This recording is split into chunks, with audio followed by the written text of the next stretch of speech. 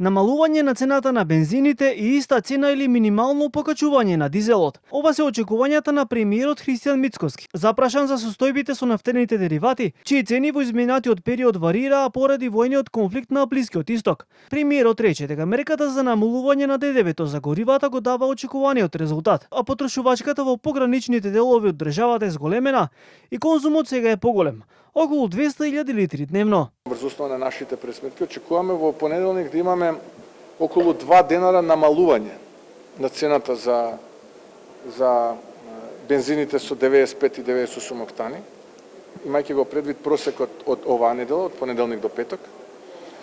И иста цена или можеби половина денар зголемување на дизелот, или иста цена, така што намалувањето на ДДВ-то, данокот на додадена вредност, директно имплицира позитивен ефект. Сепак, доколку продолжи растот на цената на нафтата на светските берци и тоа има големо влијание на цената кај нас, од владата деновиве соопштија дека се подготвени за нови интервенции и мерки со цел да се спречи нов енормен раст на цените на горивата.